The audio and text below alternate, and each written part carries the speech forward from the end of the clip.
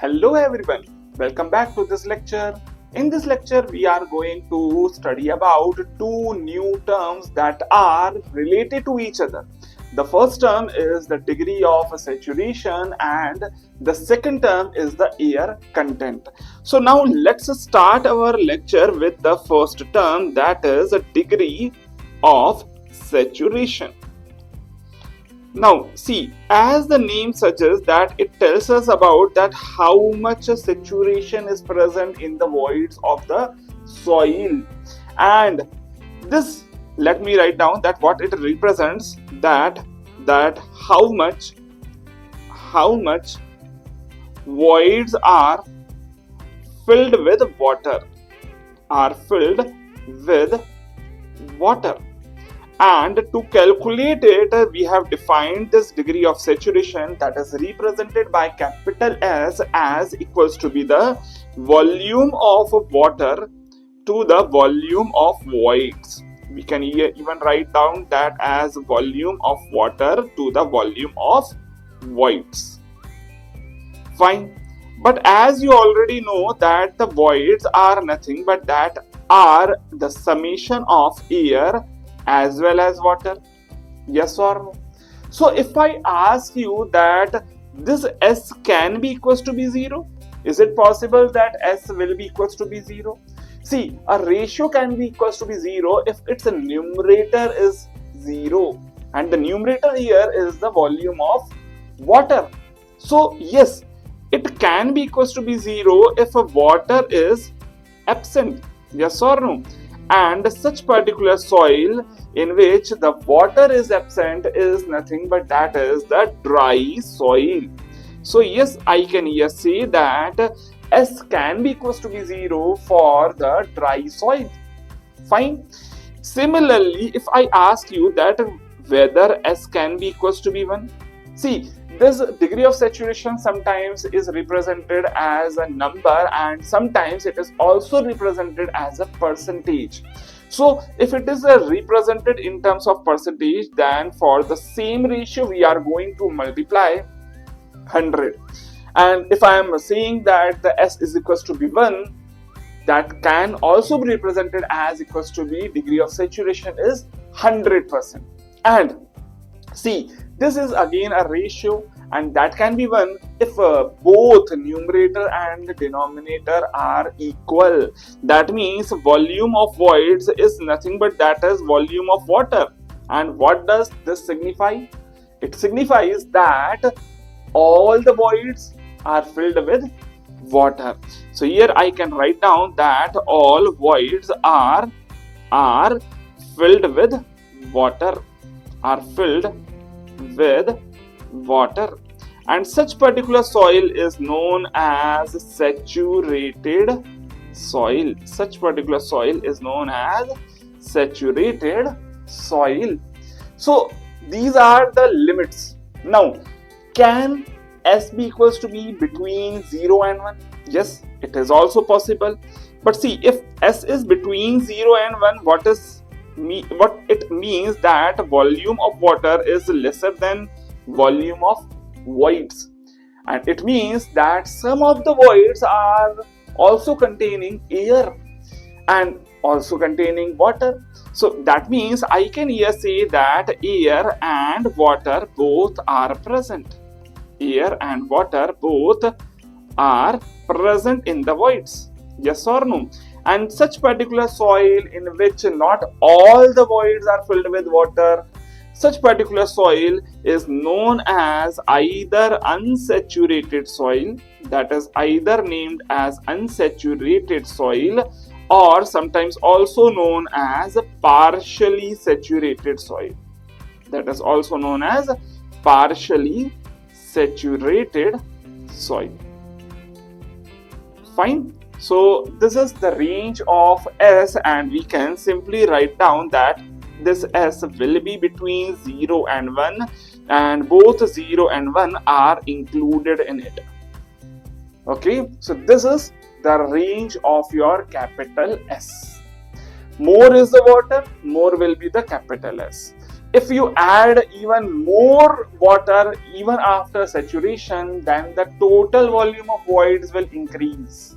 So even if you ask me, sir, soil is already saturated and we are again adding more and more water, that means you are not only adding the water, you are actually even increasing the voids volume also. So even in that case, even if the water is added more than the voids, it will increase the voids also, and hence the value of capital S will remain equals to be 100% or 1 even for the oversaturated soil. So this is all about the degree of saturation. Now let us move ahead to the second term, and the second term that we are going to study here is the air content. Why I am making you study both of these together is very simple, that both are actually similar. Both are representing that how much water or how much air is present in the total voids. So this is air content and it represents that how much air is present. How much air is present in voids.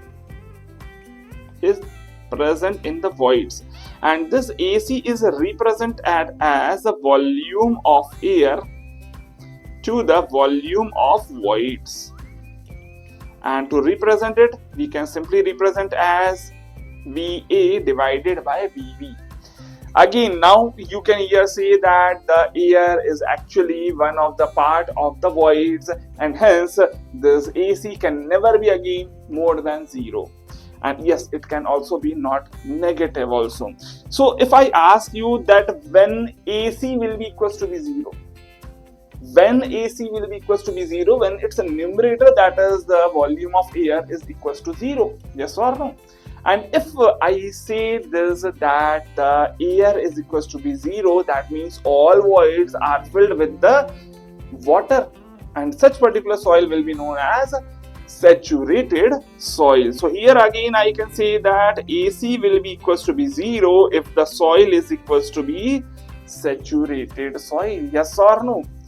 If I am saying that AC is equals to be 1 for a particular soil, that means all voids are filled with air only, there is no water present.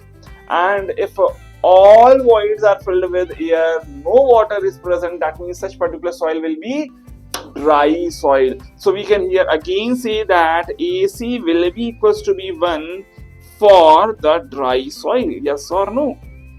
And yes, for the unsaturated soil or partially saturated soil, we can here say that the value of AC will be between 0 and 1. Fine. So that is very simple to relate both of these two, and that is why we have studied the degree of saturation and air content together here. Now, another question is that which of the two should be more preferred in the general case? So the answer is, see, the properties of soil are not affected by the air that is present. Property of soil is more affected by water as compared to air, yes or no? So because yes, water holds some weight also, so it will increase the density of soil. Water is also bipolar in nature, so it increases or it changes the strength, cohesion of the soil, yes or no? So that means here we can say that water affects properties of soil more as compared to air. So obviously we will prefer to represent the voids in terms of water, that how much water is present in the voids. So that is why among AC and the degree of saturation, we always prefer a degree of saturation in the long term in our upcoming chapter. So let me mention that again here. Here I can say that the degree of saturation is preferred. Degree of saturation is preferred over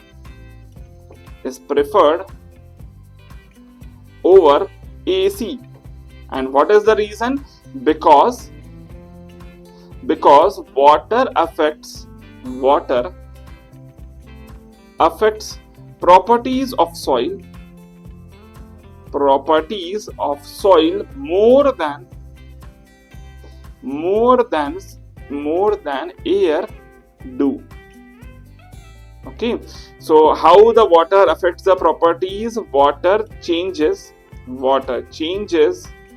the density of soil. It also affects the strength of the soil. It also affects the cohesion of soil. It also affects the friction of soil. So there are many factors that are being affected by the presence of water. So that is why we prefer a degree of saturation over the AC value. And yes, here you might have noticed that if we add both of these, what are these? The first one is the volume of water to the volume of voids, and another one is the volume of air to the volume of voids. If we add both of these, then air plus water will be in the numerator, whereas the denominator will be of the volume of voids. And here again you can say that this summation of air and water is nothing but that is the volume of voids only. Yes or no? So now here we can say that the summation of S and AC will be nothing but that will be equals to be 1. So if the value of any of these two is known to me, then we can easily calculate that what will be the value of another one. So both are actually truly related to each other, but still we actually prefer S over AC. So that's all for this lecture. We are going to meet again in our upcoming section where we are going to learn about some more terms. Till then, keep learning, keep growing.